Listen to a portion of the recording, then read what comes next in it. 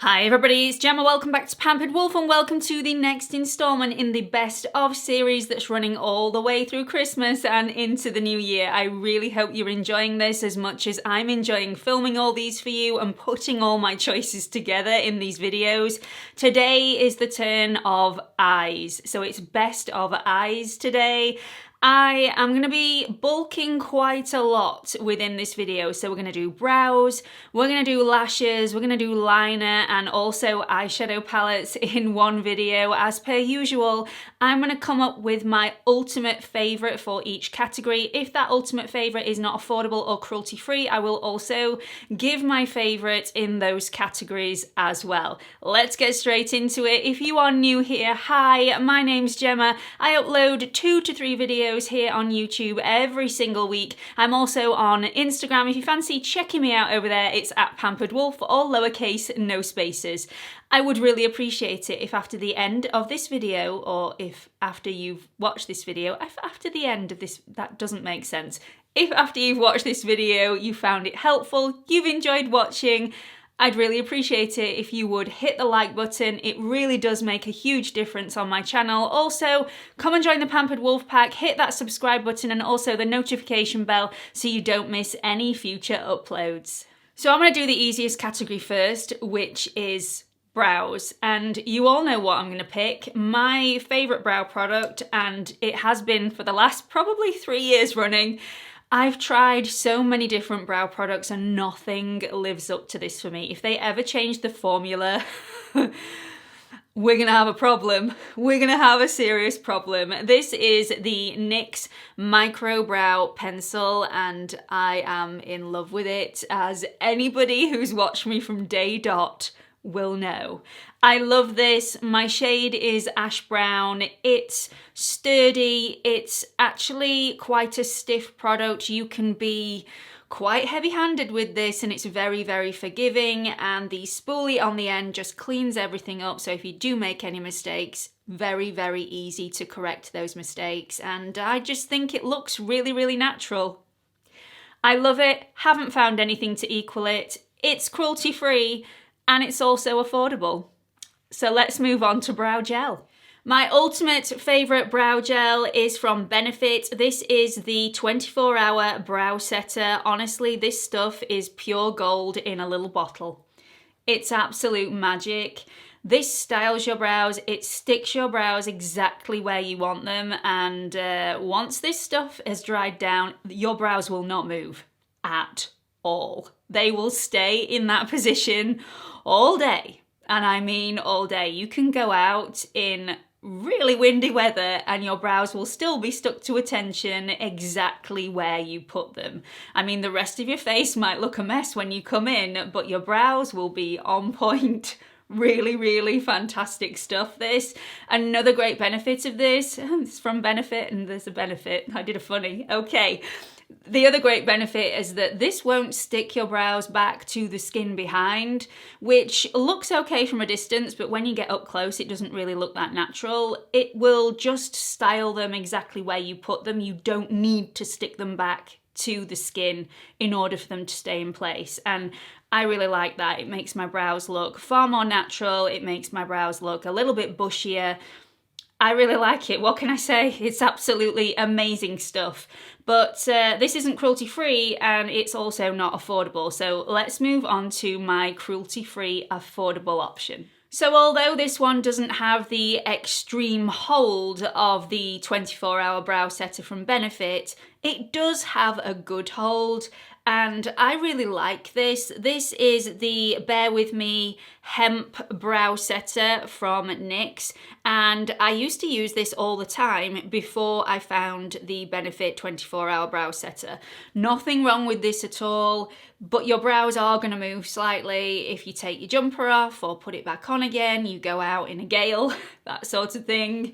It's not got that extreme hold, but it is still going to give you some hold. So I really like this one. I have had the brow setter from NYX recommended to me. I keep forgetting to pick that up. I will pick that up in the new year and try that out. I've heard that that is even better than this one. So I'm really eager to try that one out. But for now, this one is my favorite cruelty-free and affordable brow gel. Okay, moving on to liner, and this is a really quick one for me. I haven't found one that rivals this, and this one is cruelty-free and also affordable. This is an amazing liner. As you know, I much prefer a liquid eyeliner rather than a kohl eyeliner. This one is just amazing. It's the NYX Epic Ink Liner. This one is in black, and it is seriously, seriously deep jet black. There's no getting away from it. If you don't like that seriously intense black liner look, then you're not gonna like this. They do have a brown liner. I find the brown beautiful, but it's not as super pigmented. You don't get that ultra brown pigmented liner look. It tends to be a little bit thinner in consistency. It's a little bit more watery and it goes on a little bit more wishy-washy. You have to give a couple of coats, otherwise it may look a bit patchy. Now, I wear the brown Epic ink all the time and don't have a problem. As long as I know that I'm gonna need 2 coats, it's absolutely fine for me. But the one that I highly recommend is the black. I love it. Okay, so moving on to lashes and mascara. I've had a real problem choosing which is my ultimate favorite. So instead of choosing which is my ultimate favorite, I'm gonna give 2 ultimate favorites because honestly, I reach for both of these, and on the day that I don't reach for them, I wonder why I've not reached for it after I've done my lashes, and vice versa. So both of these are absolutely amazing mascaras, and I like them for different reasons. So let's go to the first option, which is the Huda Beauty Legit Lashes. This is great because it gives me extreme volume and it can also give me extreme length. And I can decide whether I just want volume during the day or if I just want length, because you have 2 different mascaras with 2 different ones and they're both absolutely amazing. So you can get 3 different looks with this. You can get a long, thin look, you can get a chunky, thick lashes look, or you can combine the 2 and get both. And that is why I absolutely love this. A lot of people that have tried this, especially if they live in a humid country, may have issues, and I have had a lot of comments in the comment section about problems with this specific mascara. This isn't waterproof, and if you've got really long lashes like me and your lashes hit this area here, then you may get a little bit of smudging and transference. Is that a word? Do you know, I just don't know today.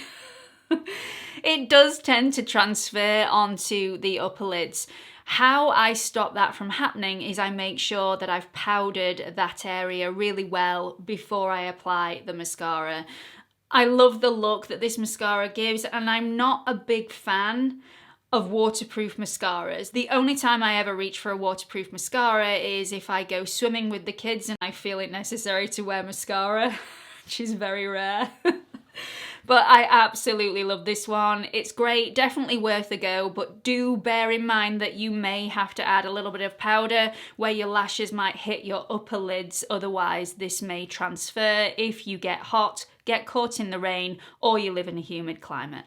My next ultimate favourite is from Charlotte Tilbury. This is the Pillow Talk Push-Up Lashes. I adore this. I absolutely adore this. I've had this on throughout this entire series of filming these videos. I think I may have used the Legit Lashes once. This is more of a one-trick pony, however. I don't feel like this gives me ultimate volume, but this definitely adds to the length of my lashes. However, I do have a similar problem with both of these, that they do transfer onto the upper lids. So again, take that as my warning to you. You are going to have to powder this space here if you don't want this to transfer, if you get caught in a rain shower, you get hot, or you live in a humid climate. Okay, so both of these are cruelty-free, but neither of them are in the affordable category. And I think this is going to be a surprise to quite a few people, because usually I would pick this one as my affordable favourite. I love this one. This is from NYX. It's cruelty free and it's the On the Rise Volume Lift Mascara. It's a great, great mascara.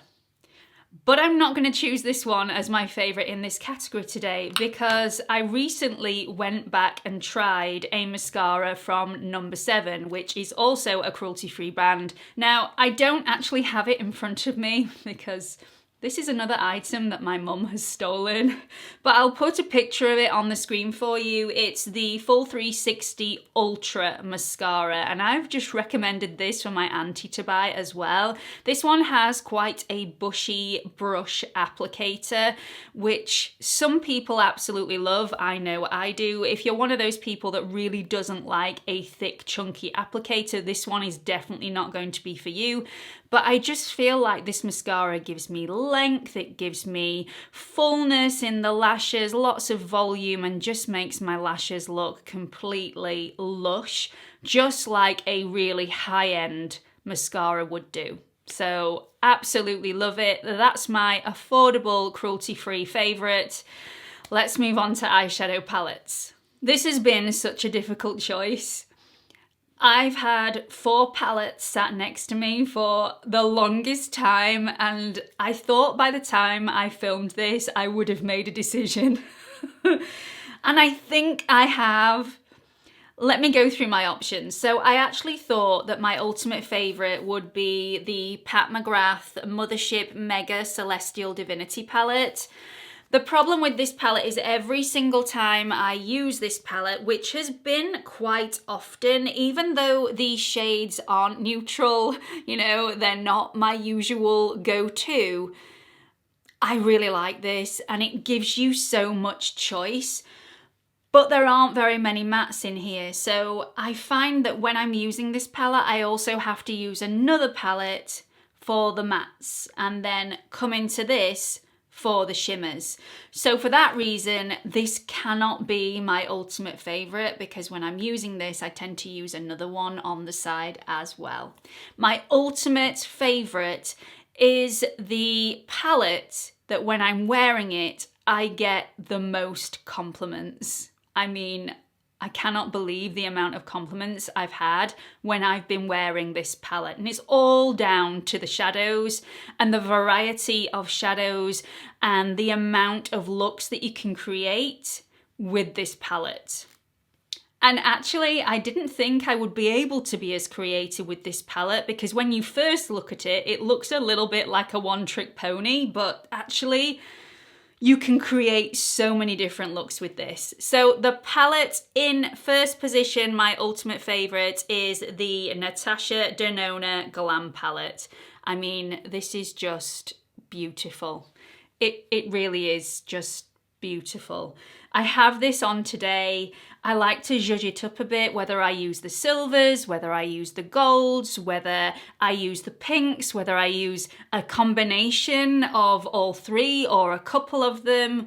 I just really, really like it. And this has a couple of my favourite transition shades of all time. Even if I'm not using this palette, I tend to dip into this palette for my transition shades, which is this shade here, which is Crease, and also this shade here, which is Smoke, and then feather it out just to blend it into the brow bone with this shade here, which is Transition. Just stunning. Absolutely stunning, and for that reason and the quality of the shadows and the smoothness and the butteriness, this has to be my ultimate favourite palette of 2020 and probably 2021, but we'll see. So the brand NATASHA DENONA is cruelty free, but it's definitely not affordable. So let's move on to my affordable cruelty free option. So I was actually quite conflicted with this decision as well. I'm going to be completely honest, I don't wear eyeshadow on a daily basis, but when I do, I very rarely reach for my affordable palettes, and that's not because they're no good. It's because I don't get a lot of PR. In fact, I've never got any PR that's eyeshadow related. So all the high-end palettes that I do own that I've reviewed on my channel, I don't want to waste my money. I've paid for it all myself. I want to get use out of them, so I'm not wasting any product and having to throw stuff away that's hardly been used.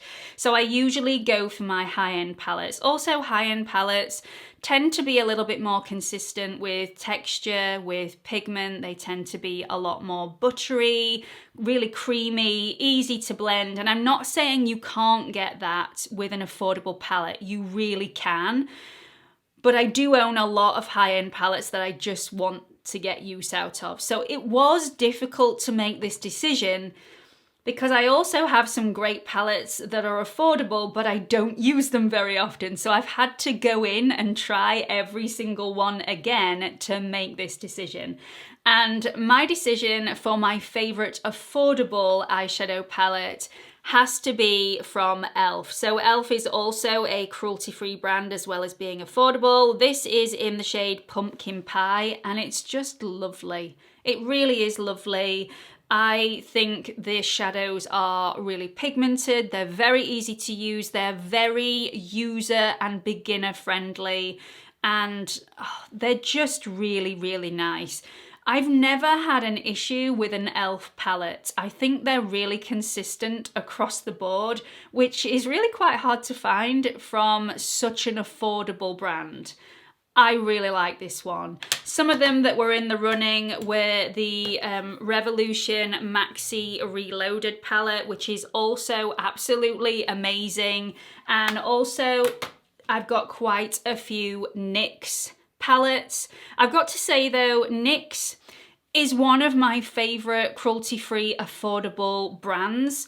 But where eyeshadow is concerned, I've found them the least consistent out of all the other brands. Some eyeshadow palettes I absolutely love, found them really easy to use. Some of them, I just think, why on earth did I buy that? It's patchy, it's awful, it sticks in places.